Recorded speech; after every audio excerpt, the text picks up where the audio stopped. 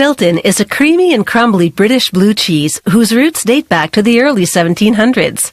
It tastes mellower and less salty than many other varieties of blue cheese.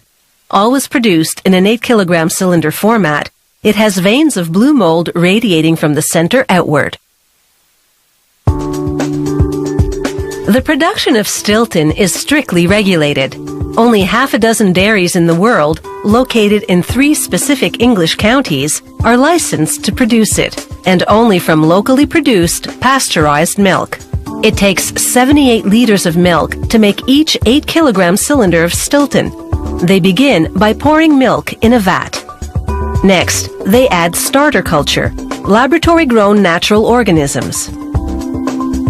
Then they mix a blue mold culture called Penicillium roqueforti with distilled water and add this to the milk as well. After about 3 hours, they stir in rennet, enzymes which coagulates the milk fat. After about 90 minutes, workers run a wire knife through the now gelatinous milk, separating the fat, called curds, from the liquid, called whey.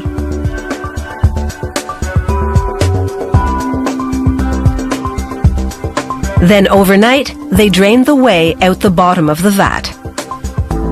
The next morning, the firm curds go through a mill, which breaks them up into a crumbly consistency. Workers weigh out portions of 11 kilograms, each of which will become an 8-kilogram cylinder of cheese. After adding salt, the company won't disclose just how much, 2 workers gently hand-mix the portion. 2 different mixing styles, blending the ingredients more thoroughly than one. They funnel each portion into a cylindrical plastic cheese mold called a hoop. The curds still contain whey, so workers stack the hoops for 5 days. Typically, cheeses are pressed to drain the whey, not Stilton. Here, gravity does the job. The cheese drains under its own weight. Workers flip the hoop once daily to drain through both the top and bottom. After 5 days, they remove the hoop.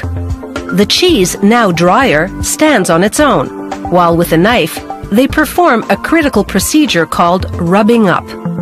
They rub the entire surface with a flat blade, sealing all the holes so that air can't penetrate and cause premature internal mold growth.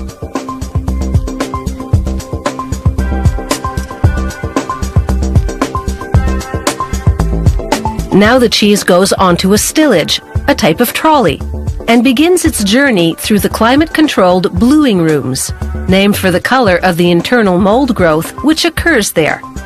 Workers flip the cheese daily to prevent its cylindrical shape from distorting under its own weight. Within a week to 10 days, grayish-white, sometimes orange, naturally occurring mold begins growing on the outside. And from that point on, when the cheese acquires a certain amount of mold, they move it to the next level room, then to the next one, and so on. At about the 5-week mark, they mount the cheese on the turntable of a piercing machine. With each press of a foot pedal, the turntable rotates slightly, and long stainless steel needles pierce the cheese.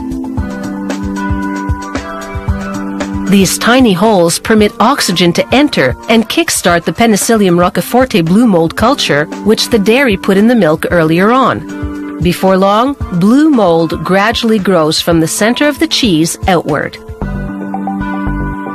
To monitor the extent of blue mold growth, the dairy's cheese graders draw samples, using a tool called a cheese iron.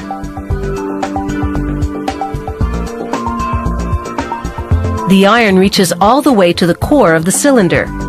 When the sample shows that the bluing runs right through, the cheese is ready, more or less. The timing's actually a bit tricky. Stilton is a relatively young cheese, best eaten between 12 and 14 weeks. The dairy does its best to coordinate shipping so that the cheese is at its optimum quality when it reaches the customer. Therefore, it ships 8 or 9-week-old cheese to local stores and 7-week-old cheese to international customers, so that the blue Stilton will be an ideal 8 or 9 weeks of age when it arrives at its destination.